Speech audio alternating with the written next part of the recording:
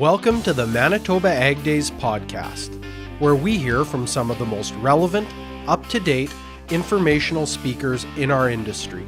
In episode 33, Carl Bangert of Beausejour, Manitoba, Charles Stewart of Oak River, Manitoba, and Luc Remillard of St. Joseph, Manitoba share their story, Soybean Production 101, a panel discussion. So today what I wanted to do is I wanted to bring together different levels of experiences in growing soybeans to give everybody an opportunity to just to see what growers are doing in different parts of the province. The way we're going to handle it here this morning is we're going to have each speaker come up and do his presentation, and at the end I'll have a number of questions to ask each of the presenters. But I also encourage you, if you do have any questions towards the end, feel free to put up your hand and somebody will come out with a mic and we can address those questions at the time. So I'm just going to ask Charles to come up to the front here.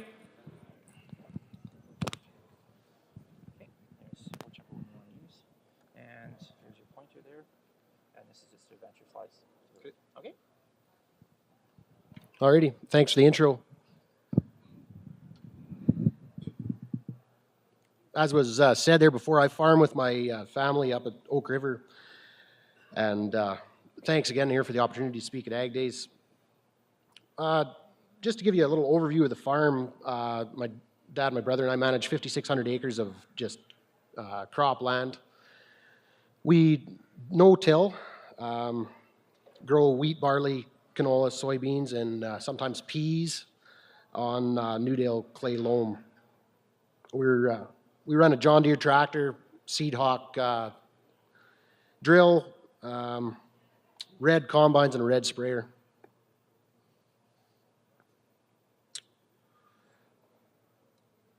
Yeah, there's my farm overview. There's a picture of my yard. It's from a few years back. If you look closely, you can see my 1895 John Deere disc drill parked beside the place there, and I wouldn't wish that thing on my worst enemy.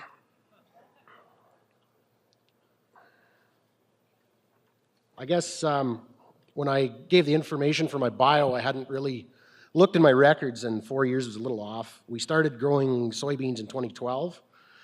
We'd been sitting on the sidelines watching it creep closer to us, and decided to jump in after a visit with Friendly Acres Seed Farm there at Bredenberry, Saskatchewan. Kevin described it, half of the states isn't planted to these things because they're hard to grow, so we figured we'd give it a shot.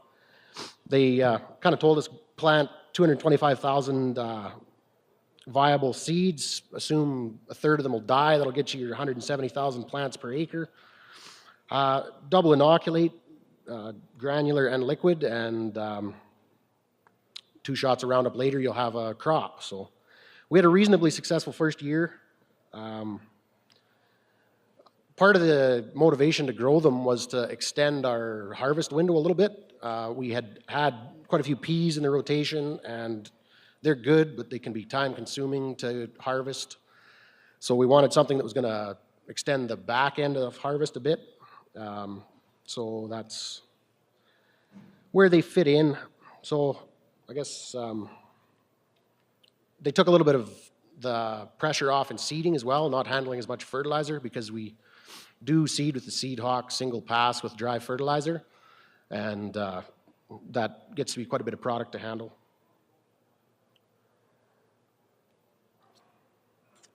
So anyways, 5 years later and a bigger drill and a second combine later, they're still in the rotation, so I guess they must be working somehow.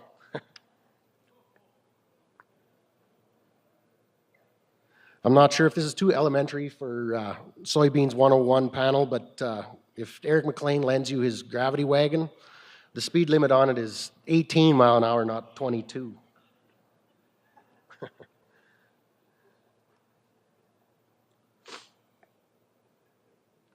At the advice of a few different agronomists, I guess, they were told, be very careful with that seed, don't damage it when getting it into the drill. And the first couple of years we took that pretty seriously. That you can see we were loading tote bags of our very first soybeans into the air cart. That works well for 50 acres or small scale, but it's not very practical on larger acres. We ended up using the auger on that air cart the second year, and it worked. Since then, we've upgraded the drill, and it came along with a conveyor, which makes life a whole lot easier. But I think that when you have control of how you get the beans in the drill, but you should pick a pipeline that seeds coming down that maybe hasn't been handled as often.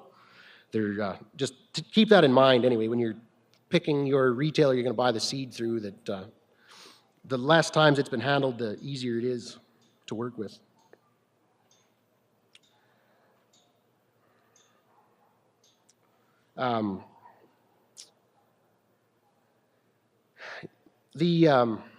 When you get into bulk treated beans, they're going to treat them onto your truck.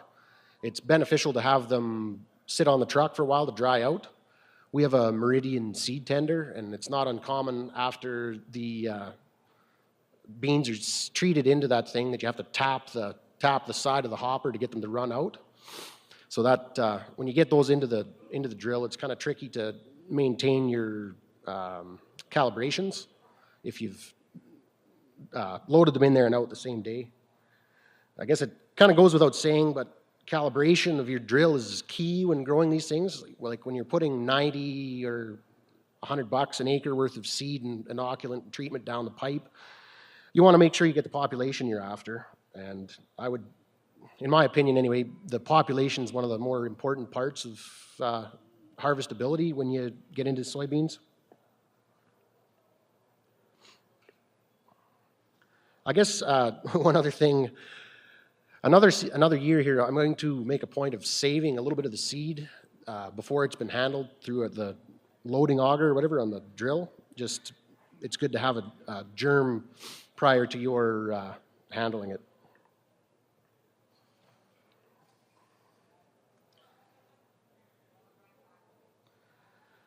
So as I was saying earlier there, we no-till everything, so direct seed right into stubble. This is some pea stubble that we just heavy harrowed, and it was the best slide I had to show blackened soil. But I really hate cultivating or burning stubble, so if you pick the right variety and wait till the soil's warm enough, you don't have to blacken it.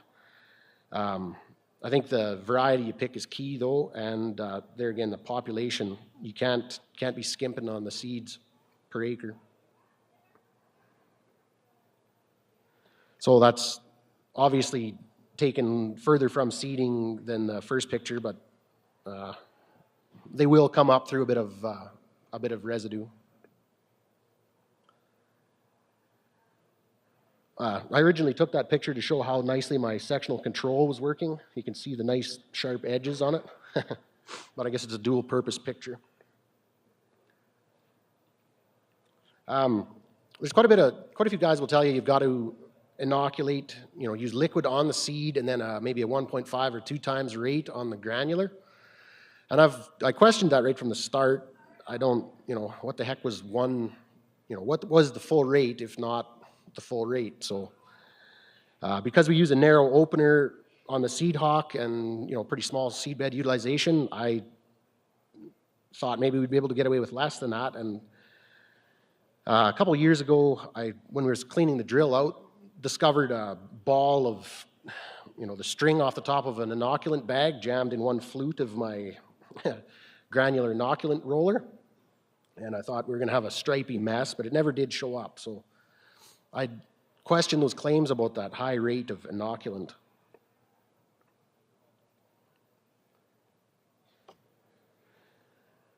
Being that I farm where I do, the risk of frost is a real one. The last couple of years we've been all right, but in 2015 we got a nip of frost and it looked like a disaster. Ended up all we lost was a top joint of the plant, and the rest was fine. It still went 35 bushels to the acre. We just had to adjust the combine a little different than when we normally would to keep green seeds and rubbery pods out of the hopper. And I guess there was no loss of grade on that.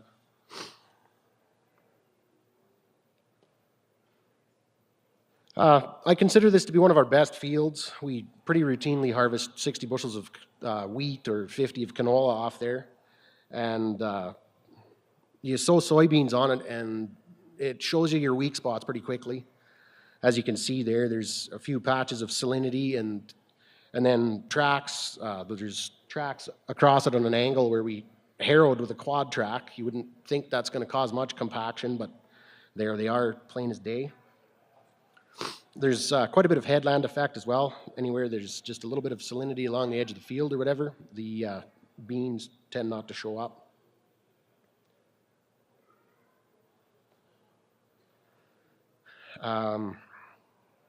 If you get your proper seed population, plant population into warm soil, you're able to harvest just using a rigid draper. We harvested 1,000 acres of beans this fall with those two headers, and they just ran alongside one another. It was fine where we had the population. And we had a bit of a screw up with some seed, ended up with a plant population under 30,000 on some. We likely should have ripped up, but we didn't. Anyway, we weren't even able to get under them with the flex, so I think at some point there you got to make sure you have the population, or it doesn't matter what header you spend 100 grand on, you're not going to get them. Coincidentally, the black header's for sale if anybody wants one.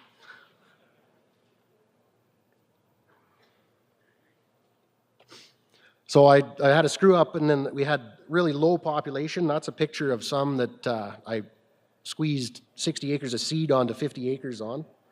So there was 230,000 plants per acre there, and that stretched them up really nice. I was able to leave 3 inches of stubble and get them all.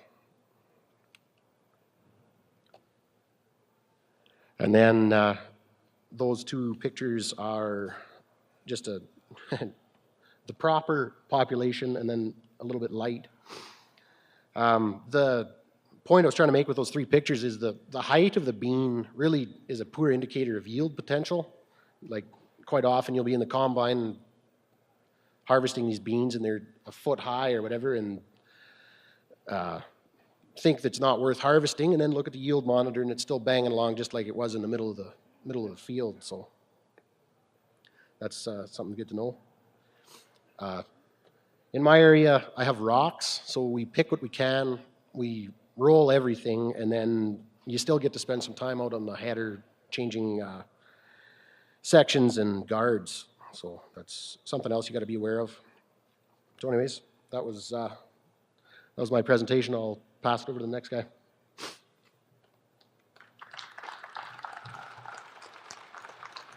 Thanks, Charles.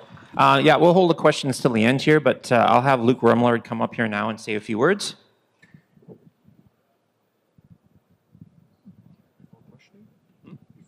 Yep, I'll do questions at the end and advancing here and pointer here.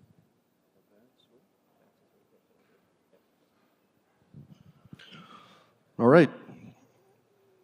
My introduction to beans happened a little while ago, but maybe 20 years ago. Dennis is going to get this slideshow going here. Was in edible beans.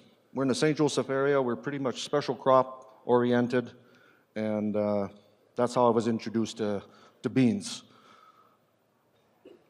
Here's a satellite picture, Google picture of our farm, St. Joe, in the Wind Park, going south on 75 highway, pedigreed seed farm. So we're doing edibles. You know, we're all educated about the chemistries, the varieties, the seed treatments, the plant population. We've been doing it for 15, 20 years. Row crop, 30-inch, it's all good. We're making some good years, some bad years. We got to mix it up. But a blank screen. Oh, this event starts happening in my area, and anybody that grows edible beans, this is a write-off. Your first name basis with crop insurance. And we were looking at guys on the heavier soil doing really well with soybeans. Something's catching my eye here as far as them tolerating some big rain events. So we're going to give this a try. Twice.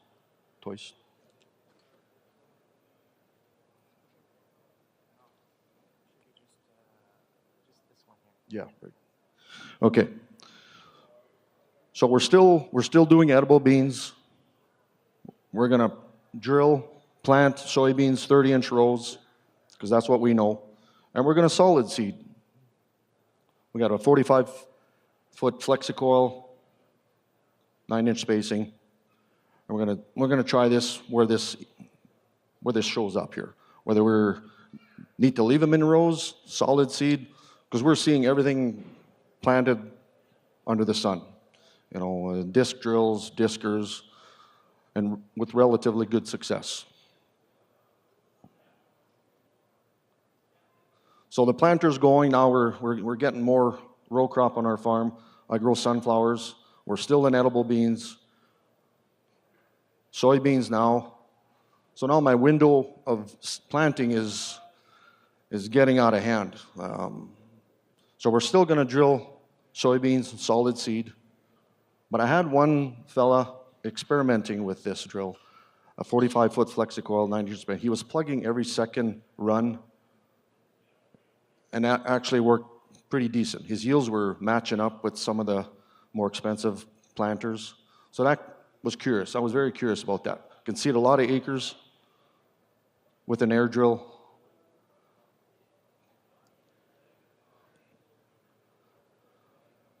And there it is. It's a 45-foot flexicoil, 9-inch spacing. It's a 4-bar shank drill. Took us a while to figure out the hosing from the plenums to have the second and third row spaced out at 18 inches. This unit will do 18 inches at down to 160, 170 plant population. That's where I want to be. If I'm going to use this as a row type unit for seeding beans, I needed to match what the high expensive planters were doing, specifically with the plant population. Seed a lot of acres with a unit like this. I mean, the planter's going in sunflowers and edibles and doing some more soys. We're hammering some acres here. So we're catching up. We're putting beans on the right date, at the right time, in good conditions.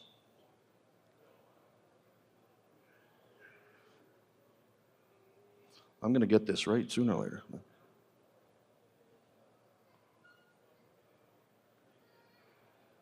It could be Dennis.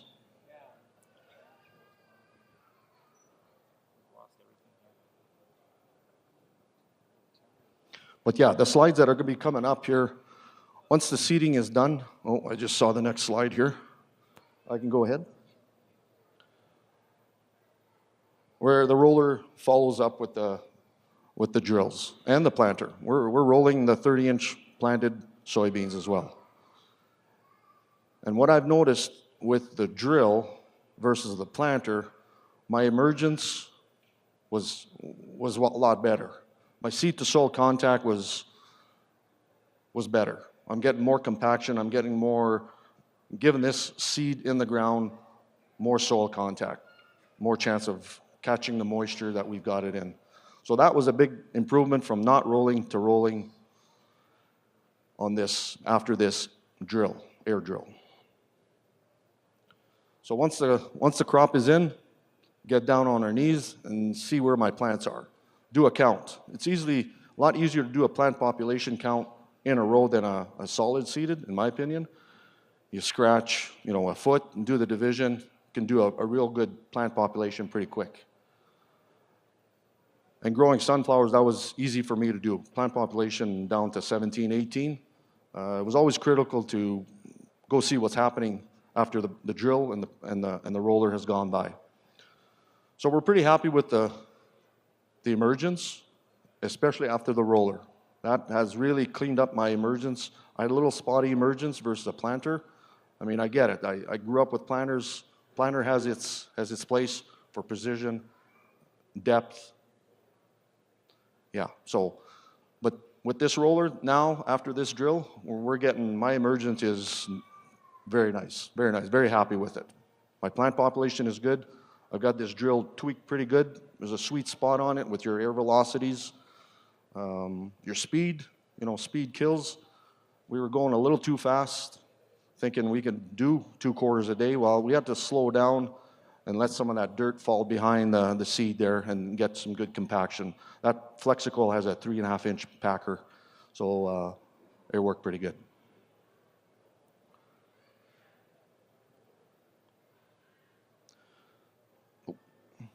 Let's go back one here.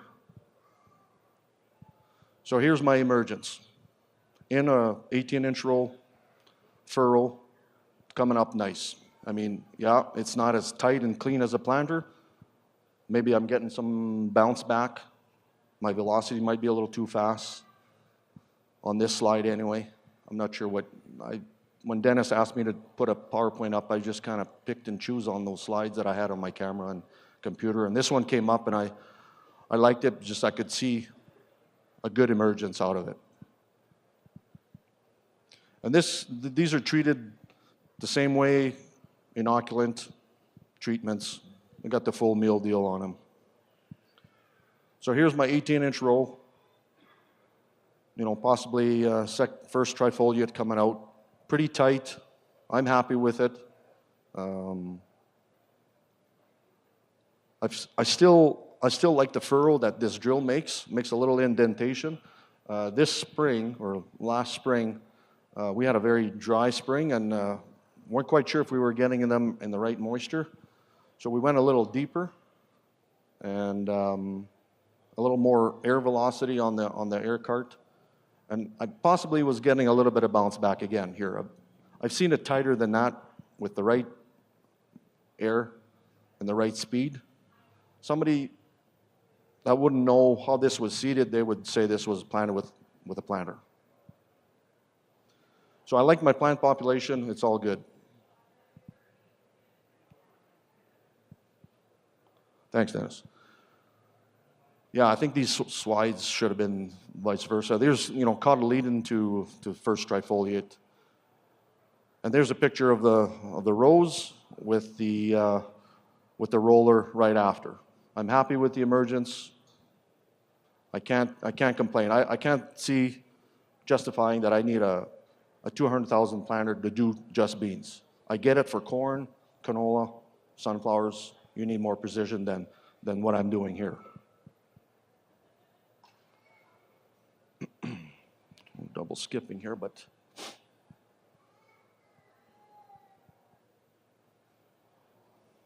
you're running my slideshow there, Dennis? No, I'm not sure what's happening. Okay. Yeah, let's go to that cloud forming slide there. Yeah, right here. So we're kind of hoping for some rain. We hadn't had any rain since God knows when there. It was pretty dry spring. We had a wet 2016. So these are coming along real nice. Hardly any beans emerging anymore. They're all out of the ground and they're off to the races. Hoping some more rain here to really trigger them off to spur some weed growth so we can start the spraying program. Didn't rain, by the way. Neighbors got it, but we didn't get it. So speed up, 2 to 3 weeks. We've got a good growth, good stand, healthy stand. Really happy with what's happening with this drill here. Getting close for my first app of Roundup. Kill that first flush. And my son, he's the one that takes care of the spraying. He's in university now, but he loves sitting in that thing all summer, and that's fine by me. 2 applications, automatic, clean fields. At harvest time, it's really worth it. 10 gallons, and yeah, it just gets done. 2 applications.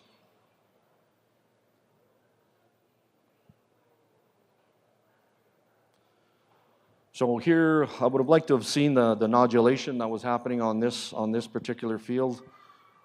We've got almost a closed canopy, lush growth.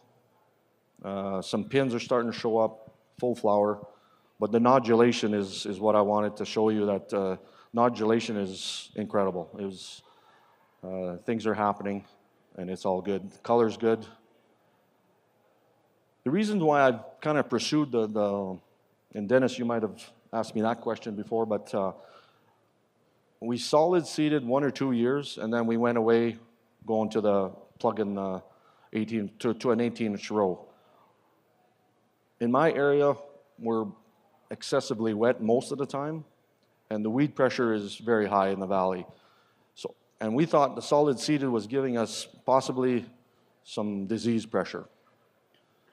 So henceforth, that's why I went to 18-inch row, just give that crop a little bit breathing room between the canopy, and hopefully alleviate some of this fungicide program that's happening on everything else on the farm. So here we have a full long season maturity, bush type, 18-inch row, closing canopy, no weed pressure. You can open her up and there's no weeds coming out of here. We were running into problems on a 30-inch row sometimes on some of the edible beans. You'd get a third flush, getting too late to spray, and give you problems at harvest. So this narrow row works really well. On the type of varieties that I grow is the long season. Very happy with my location is conducive to long season, so maybe some guys might not work. So this goes back 15, maybe 20 years.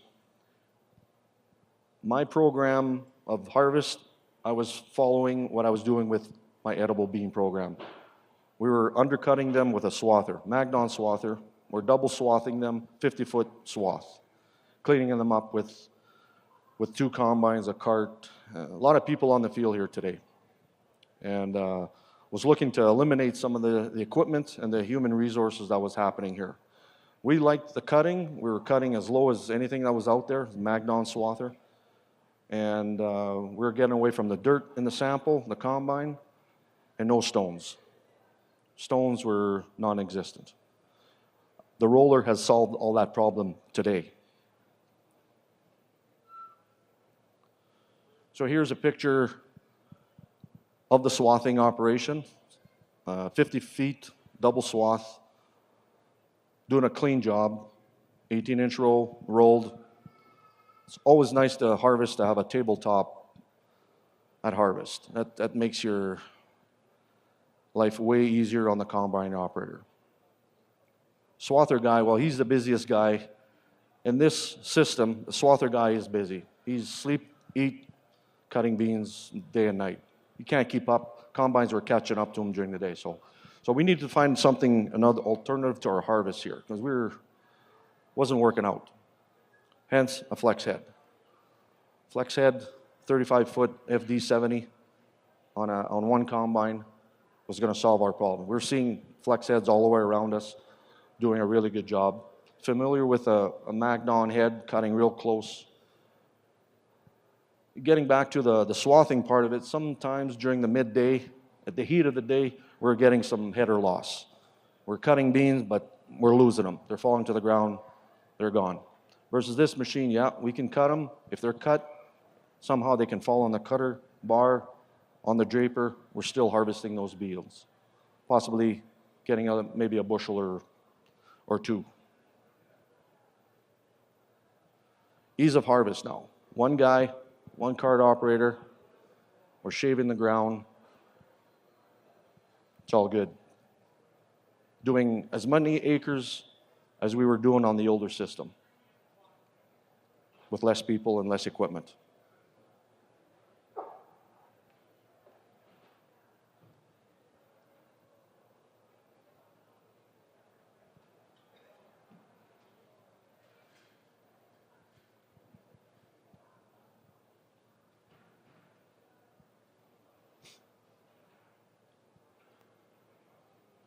Okay, well, I guess I thought I had another one, but that's fine. Yeah, so that's my deal with soybeans. Till this day, I had kind of given up a little bit on edibles. I'm not saying that I'll get back into them, but soys have done really well on my farm. They price well, they pencil out well, they market well. Not as many quality issues as an edible bean, but we're going to keep at them. Not quite sure if we're going to jump into them, putting them in with a precision planter, but for now, this is what we're doing. Thank you.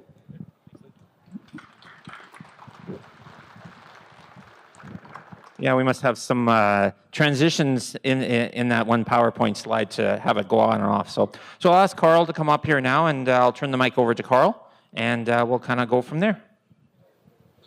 So if everything works, this is your pointer here. Right in the corner there? The green button there? Okay. And to advance your slide, just click on the right. Go back. You want to go to the green button. Oh, that green button there, that's your pointer. Oh, okay. Yep. Perfect. Good morning. There was one thing that I missed in my bio. Married a local girl, Leanne. We were married 25 years this past summer, and we decided that we were going to go for our 25th to Hawaii.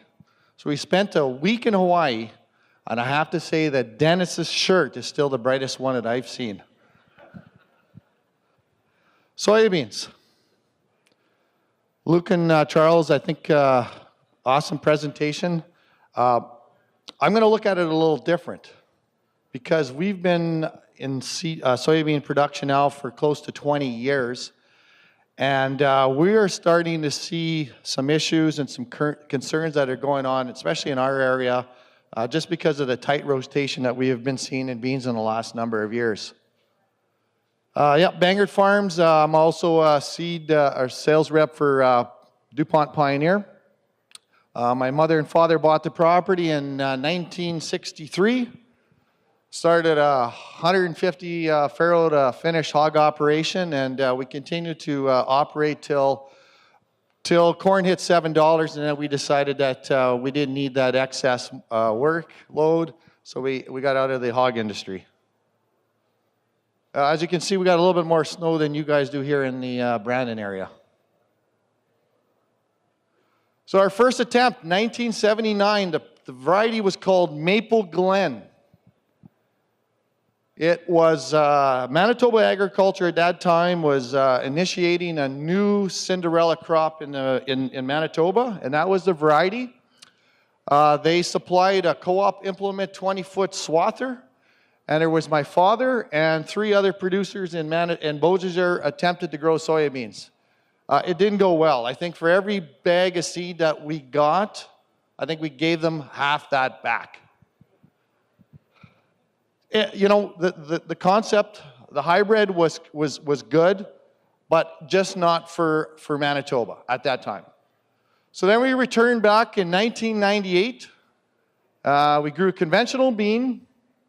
9807, and I do believe Pioneer was one of the first ones to come out with a variety that was suitable for Manitoba. And as you can see, we averaged 30 bushel.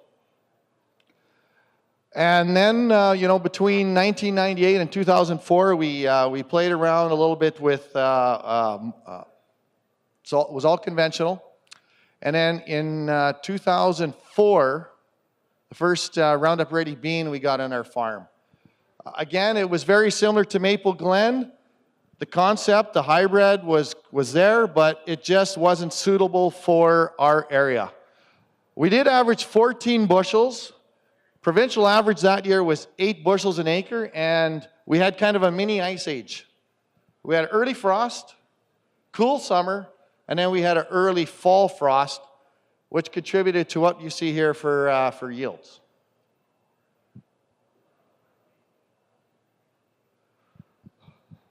You guys kind of like these kind of maps. Well, I just want to compare what we saw versus 2016 versus this past year. 2016, we saw high averages amount of rainfall in our area, and Beausejour is right around there somewhere, east of the Red River, and we actually do grow crops here, It's hard to believe, but we do. I think I got to click one more here. So anyways, on the left-hand side, on your right-hand side, left-hand side is the 2016 versus 2017 spring. Right in the Beausejour area, we're at 126% of norm. versus 47% this past year.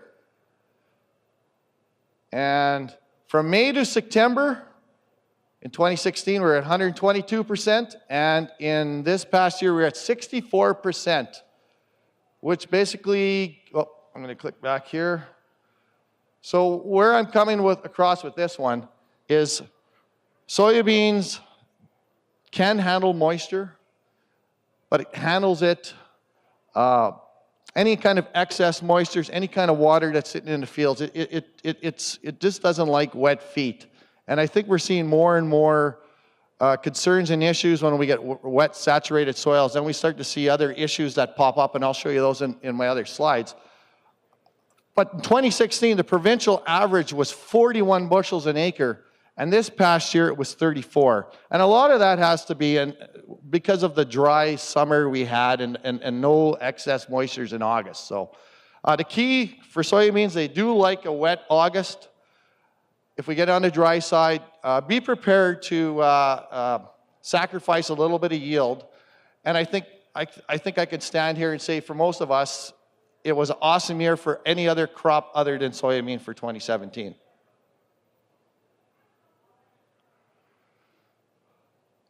IDC, I think most of us have seen this on our farm. This past year in our area, we saw large pockets of it. Because we are a little bit more on the wetter side, we have a tendency to push our salinity down, but 2017 got dry. We saw large areas of IDC show up.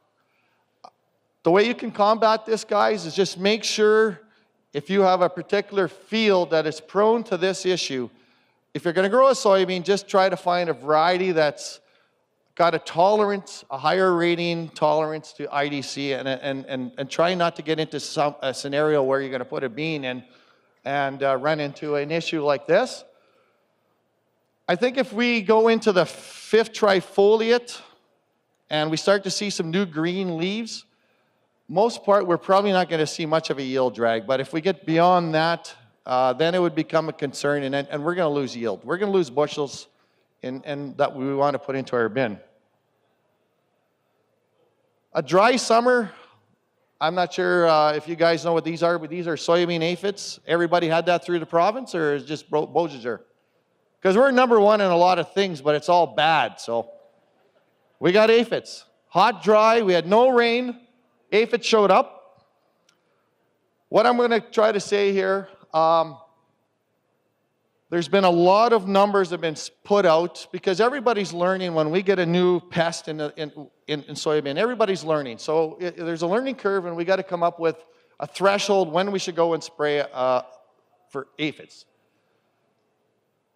If you see a soybean aphid out, you go out, walk in your field. Just don't walk out 10 feet, look at an aphid, start up the sprayer, and put insecticide on. That's not the right approach. I know guys do it. But what we want to do is go out. If you find 250 aphids per plant, and granted, you know, count 250 aphids,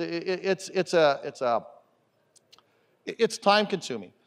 But we have to be diligent, and we go out there, and let's go in 10, 15 spots in the field and make sure that 80% of those plants are at about 250 aphids per plant. Do we spray yet? No. What we want to do is come out tomorrow and check again and see if we see any rising of populations, and then come out the third day. And if we start to see an increase in the aphids, we also got to look and see if we're seeing an increase in population of the good beneficial insects, which would be the ladybugs. When we get up to about 700 aphids, then we got to start thinking about maybe going out and spray. And I think some of the numbers that I heard is like 7% yield reduction if we start to see those kind of numbers. So just be proactive, guys. Don't jump too quick, because what do we have seen? We have seen guys go out and spray, and then a week later they're back out spraying again. Simple reason is they didn't wait long enough for our beneficial insects to catch up and eat these guys, and they ended up spraying the good bugs, and then, of course, the bad bugs came back. And We ended up back in 1998. We jumped off the fence and we bought a DB44 22-inch row planter, and we thought it was a good fit because we do grow we grow corn and sunflowers on our farm. But the biggest reason we wanted to go to a 22-inch is the data showed that growing corn on narrow rows as we come up into the northern part of North America, we are definitely seeing an increase in yield. So we thought it would be a good fit for the corn and soybeans. So what did we do? We decided that we're going to do a little bit of research on our farm. We also have currently now we have an 1895 disc drill, but back in the day we just had a flexi-coil air seeder. And I'm sure you guys heard of this saying, the air seeder is kind of like a controlled spill. At least with a planter, we can get some accurate plant populations. So this is what we did. We did some target populations. We came out and we actually checked what our population was a month later, just so we can see the benefits of solid seeding versus our planter. And then we wanted to check yield, and we wanted just to see if there was any difference of height pod. This is kind of a couple of slides. This guy right here, he's kind of really excited. He is an excitable person. He's actually my brother-in-law. He does work for Manitoba Agriculture. And other than his wife, beans is one of his passions. So here's what we came up with. This is going back 2010, 2011 data. This is the air drill, air seeders based on, I do believe we had 13 sites, correct.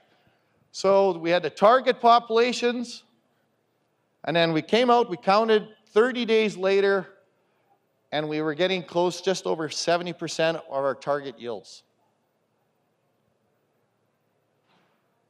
There's the planter. We're closer to 90. So where I'm trying to come across with this, guys, is I don't want anybody, for us it was a fit because we do grow other row crops. So we ended up buying the planter, so it was part of our fit. But where I'm coming from here is I'm not sure if we're, like in our area, we're not seeing much of a difference in yield, but we're definitely saving some money in seed costs. I know some guys, if you're putting thousands of acres into beans, you want to cover that ground as quick as possible. The air seeder is a fit. Disc drills are a fit. But let's be proactive and let's go out there and look and see what our plant populations are a month later, or even better at harvest time. And then we can make that management decision in the springtime what our plant populations are going to be, and not just putting excess seed into the ground just for the sake of it. So. You grow lots of beans, you get stuff like this happening, and it's not good. Root rots. This particular field this past year, close to 60% of the plants were infected. What is it? Well, we went out, we took a look. We ended up sending in this plant into the lab, and it turned out to be Fusarium. So again, let's be proactive. I don't always know what the answer would be, so I try to get extension workers out. I try to get my agronomist from my local input crop center to come out. And if we still don't understand what it is, let's send that into the lab and figure what it is. So this was a Fusarium wilt, and which was surprising. We thought it was Phytophthora, but it wasn't. So why do we have this issue? This goes back to 2014. So basically in the last 4 years, 45 to 50% of our acres in our RM is soybeans. Now we're starting to see issues. The honeymoon is over. For us, it's been over probably 5 years ago. Back in the day when we first started soybeans, you put soybeans in there. For every bushel we pulled out, we'll get a bushel of nitrogen back. It doesn't use fertilizer. It's the best thing to slice bread. Well, when you tighten up your rotations, and granted, beans have been a very good money maker in our area, and you can't fault a producer for doing that. But we got to be aware that when we start pushing rotations, we're going to start running into other issues. And yes, we're starting to see yield reductions in some fields. And I'm not talking a couple of bushels. Like in some cases, we're talking 5, 10, 15 bushels. Like I said, we're number one in a lot of bad things, and this is one of them. We got a mining company in Yarama Brokenhead. We didn't put any fertilizer down for 10 years, and we just kept mining and mining the ground. So this slide came from John Hurd, and basically what I'm trying to highlight here is this guy grew canola. He swathed the canola, put winter wheat in, and then he came back with soybeans. So these little green strips here are all the swaths where the nutrients got washed into the ground, and here we start to see potassium deficiencies. If you start seeing that in your fields, that's one of the main things you got to be worried about. What is your levels? And in this case, we're 43 to 54 ppm. We probably want to be 150 to 200. And then they did analysis on the plant. That's a lot lower than that number. Here's kind of a graph. It's busy, but again here, we're number one. We're shooting up in here because for every soil test that got sent in, the testing deficiencies are increasing. So in 2010, we were around 20% of the soil tests were in a deficient. We go 4 years later, 3 years later, and we're up to 30%. And this continued on for another couple more years. And that would be our P. Same thing. This is even more dramatic. It just from here, boom, up here. So we're almost close to 70% of our soils in the Arma Brokenhead have a deficiency of P2O5. Everybody's seen this in their fields. Roundup Ready canola, it's always a concern. This particular field, it's just a cosmetic look. We didn't see any yields in reduction, but it is an issue and it is a concern, especially in our area where for every time we put in another bean crop, we just see more and more of this showing up. And here's the new kid on the block. For any of you who are into 80 bands, right there. 7 foot 5-inch ragweed. That's a beautiful specimen. Right now, currently it's in the lab. We do suspect it's got glyphosate resistant. So just be aware, guys, that beans has been a wonderful crop for us, but you got to be proactive and watch your rotation and try not to go out there and spray too much group 2 herbicides because we're starting to see some issues too out in our area. So thank you.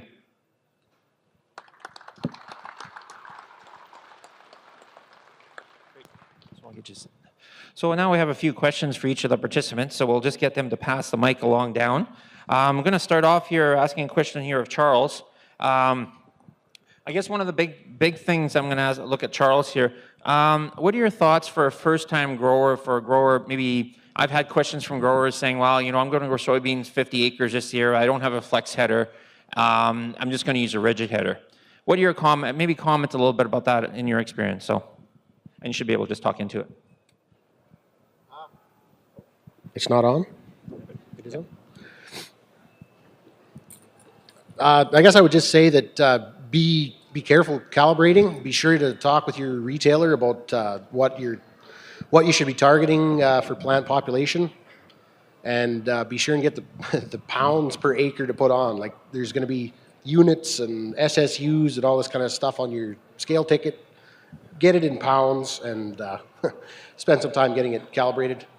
It's quite a bit of money to put down, and it's critical that you get enough on. The harvestability, I guess, with a rigid header, you can do it as long as everything else clicks. Some of your biggest beans are going to be in the bottom joint of the plant, and it's a shame to leave them in the field because it's too close to the dirt. I guess rolling kind of levels the furrows out a little bit, and we'll get that a little higher for you. So that's, I don't know, something we always do. It helps a bit. Great, thanks. I'm going to throw a question over to Carl, and it's based on one of his last slides here. So what do you think of the new herbicide technologies that are out there? For example, Extend, and maybe in the future we're looking at Enlist. How are they going to affect your variety choices moving forward? I think right now, oh, well, sorry about that. The new technology, of course, everybody's aware of Enlist and what's the other new one that's been just coming out here? Oh, Extend and Enlist. The Extend bean. I think the biggest issue that we need to be aware of is that, and this has happened already in our area. We've had a couple of guys with Extend beans, and we have seen some drift going into other producers' fields and causing some damage. So you got to go out there with your sprayer and be aware that high pressure inversion can occur.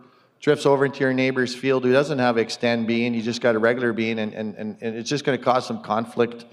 I think it has a fit. Granted, one of my slides was with the Roundup Ready canola. It has a fit, and it's a different grouping, group 4, I do believe. So that's one thing that we should watch and work with. I think down in the U.S., I think they're talking 40% of the beans this year are going to be 40% of it's going to be Extend. So. I'm not sure what to hear. It's in Manitoba. There's more and more companies that are coming out with the technology, and I think it's another tool if we can use it, but we got to use it properly. So, great. So, staying on varieties, I have a question for Luke here. Over the years, you've grown different varieties with various maturity groups from early to mid to long. What variety mix do you like to see on your farm? Well, in my case, just because of my heat units and my growing season, I prefer to do the long season. They've worked well. I don't have too many acres to say that I need to start my harvest with an earlier bean to get some acres under my belt here. But no, I'm all long season, bush type. Yeah, and it's worked out so far so good. Haven't had any frost issues or so far. I'm going to throw a question back over to Charles here. If you were providing 2 or 3 key comments for a new grower looking at growing soybeans for the first time, what would those two comments be? Good question. Once again, there, I think the plant population and role, if you have stones, and don't expect too huge yields. Like there's lots of coffee shop talk of 60 and 70 bushels. I want to see the scale tickets on those. Moving back to Carl here, you've had IDC issues, especially this year, being very challenging. Are there some fields that you've seen this year that shouldn't be in soybeans? yes, definitely. We did see some fields out there where probably 45 to 50% of the field had IDC in it. And just going back to my earlier comment, if you know that you have a history on that particular field, let's just be proactive. Find that right variety that's suitable and will fit, or just grow some other kind of crop. Throwing a question over to Luke here. What are some of the factors that you look at when you're deciding on how many acres of soybeans to grow every year? Does it do to markets, rotation? Maybe comment a few things on that. For me, it's strictly rotation. I've learned my lesson with sunflowers. So oilseed is an oilseed, and we keep 3 years maximum on a soybean rotation. It's just the way it is. We kind of block off with the other commodities that I grow between my bird food to the pedigreed seed to the oilseed. It's just there's no cheating. At the end of the day, it's going to come back and bite you. So I keep my rotation as far as I can. Okay, great. I'm just going to open it up for any questions from the audience. I have a few more here, but anybody, show of hands quickly. Anybody want to ask a burning question? Okay, we're just going to walk over here and do the Jerry Springer thing. Between the swather and flex header, what kind of a yield difference did you see? Middle guy there. Yeah, for Luke, I guess. What kind of difference did you see between using a flex header and a swather for yield?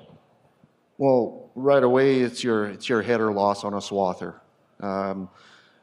You can get away with it, you know, if you want to swath early in the morning and there's no shattering going on, it does a really good job. If you got the right swather, a Magnon swather, you can shave as close as anything that's out there right now.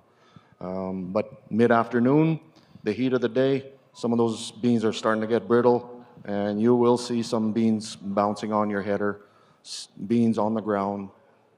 So there's probably 1 to 2 bushel difference from swathing to a flex head. That's what I've seen on my farm. Great. So any other questions from the audience here today? Just raise your hand up. Oh, Jeanette, perfect. I was actually, if you wouldn't put your hand up, I was actually going to call on you next. I was just curious what Charles' row spacing was. Yeah, we're running a Seed Hawk drill with 12-inch spacing, and that seems to work pretty good. It closes in soon enough, and it looks good. So a question for Carl here. For harvesting soybeans, what do you feel works best? Going at a 45-degree angle or up and down the field? With our planter, we as long as the soil conditions are suitable, we will go with the row. We just feel it makes a better job. With our disc drill, we'll go on a slight angle. The only caveat I'm going to say, if you got a planter and you're going with the row, if it's a little under wetter conditions, you probably would want to go on a slight angle just because of picking up the mud, wet leaves, and so forth. So, a question for Luke here. On years when you've had a very wet harvest, what are some of the challenges that you've had with the flex header versus a swather as far as dealing with mud and stuff like that, or have you dealt with any issues with that? Yeah, wet years, that seems to be the nemesis in my area in the last couple of years. But I noticed on an 18-inch row versus the solid seed that we were experimenting, it seemed to dry out a little bit better.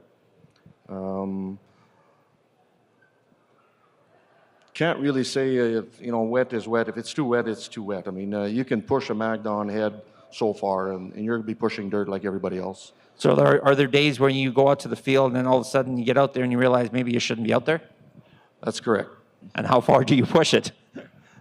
You go to town, you come back, you see one guy doing this bit of a gong show, so you take it from there, go do something else, and come back in a couple days. Yeah, it's like I said, our acres are manageable. We don't really need to really push that hard. You start putting dirt on a flex head, falls on the draper, comes in your combine. That's the problem with dirt with a flex head. One question I'm just going to open up to the group. I'll start with Carl here on this one. Did you have any green seed issues this year in your soybeans, and how did you deal with it? well, I would say the number one weed issue in our area would be the volunteer Roundup Ready canolas. I think in most cases it's a cosmetic. There is the odd case where we have seen where if the canola is thick enough and you think it's a canola crop and here it's a guy growing soybeans, yeah, there's definitely a difference in yield. We do battle because a lot of our chemistry is group 2, and we do have some concerns. We do see some resistant group 2 issues out in our area.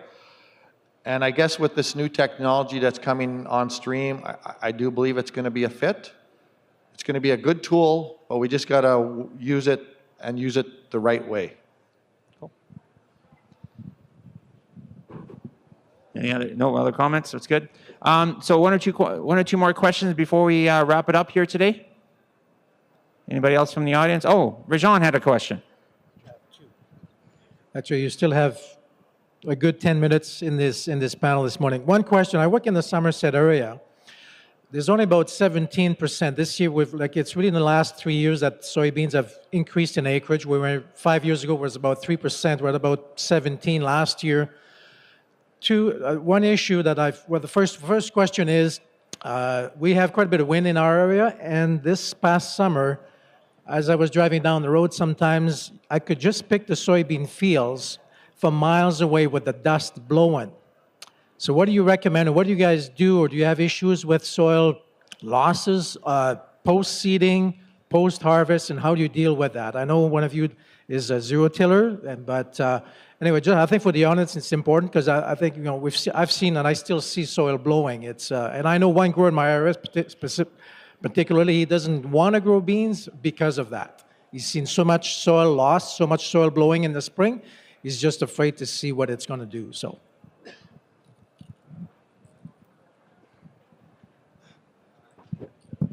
Yeah, as a no-till grower, I don't have any issues with the blowing soil.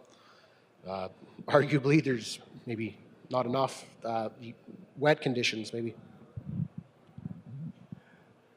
In my case, yeah, I got to be careful. I've got some pretty light dirt, some Emerson silty loam. So basically, after harvest, we'll leave this crop almost right till the end before either a fertilizer application, one narrow band cultivation, and that's it. We don't polish it up like some of the other fields that we do, just because it could be an issue. I mean, you don't have to go very far from me. The Winkler Morden area, there's black snow out there right now. Yes, that same thing in our area. It is a concern. But in our case, we anybody who does any kind of zero-till in our area, they quit doing that after 1 or 2 seasons. We need to go into spring with work land. Otherwise, it becomes an issue getting into that field that particular spring, especially if we're on the wet and cool side. Yes, it's a concern, and with some of these new high speed tillage machines and stuff like that, it definitely is creating some really black dirt. And we are starting to see more and more drift soil loss. One question I have for Carl here. You talked in your presentation about how some of your nutrient levels are dropping over there, or testing low. How do you manage your nutrient package on your farm with respect to phosphate and potassium? Yes, what we're trying to do is we're just trying to upload everything going a couple of years before we get into soybeans. And so what I mean by that, if we're growing canola for this year, we'll try to just bump up our nutrients, and then we go into wheat or winter wheat the following year. Again, we'll try to bump up our nutrients. And when I mean bump up, I think like we're talking, we like to put 50, 60 pounds actual P down with the wheat. And then that fall, we'll try to do another 30, 40, 50 pounds in the fall time. So we're trying to build up our levels because, yes, that concern and that issue that we see about deficiency of our soil nutrients, it's on our farm too. And it's tough to build up those levels again.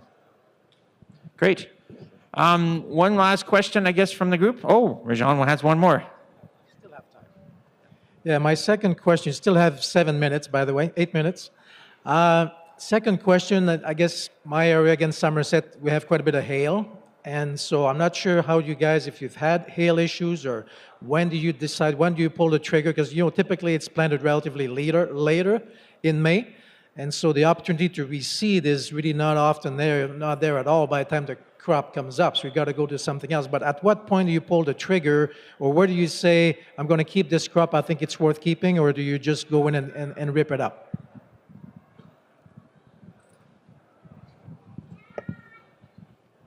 Actually, a good question, because up in our area, we do have a tendency to see a little bit more hail. I'll give you an example. Producer had hail, went through middle of May last year. He had close to 80% loss. And I don't want to get into bureaucracy of it, but it probably has something to do with crop insurance. So he left that field, and everything grew back. But at the end of the day, when it came to harvest, I think he was only looking at just under 10 bushels an acre. And the crop was late, and the crop was wet. A total write-off, I think it's better just let's get out there, put another crop in. Well, my scenario was a little bit different. I did get a 60, 70% hail damage 2-3 years ago. It was late in the season, pretty much nullified growing anything else, possibly a green feed or something. So we left it, and we were quite surprised how this crop came back. We were maybe 5-10 bushels off the top yielding variety in our area. So they're ugly. I would have had a good slide to show Dennis there, but I was quite surprised how they came back. So you gotta have a little bit of patience and let them be, especially if it's too late in the season. Yeah, the maturity that is one big issue with getting hail damage. Sometimes they will extend the maturity, and it depends on the different levels of and your growing region where you're growing them as well. Some areas where you have more heat unit accumulation, those beans seem to recover a little bit more. And other areas, if you don't have that, if you get hit early enough in the season, and you basically just not enough plants left. The other thing is getting hit too late in the season, getting hit in August, once that plant is kind of past the stage of putting on any more pods. So all those different things. So I think with that, we're going to wrap it up just a few minutes early here, but I want to give everybody, maybe let's give them a round of applause for all the work they put into this. And we'll turn it back over to Rajan here. So. Thank you, Dennis. And panelists, I have a little gift, a token of appreciation here for Dennis. Carl, I'll get you guys to pass this down. It's a thank you card. Thanks for tuning in to the Manitoba Ag Days podcast. We'll see you next year from January 22nd to 24th, 2019.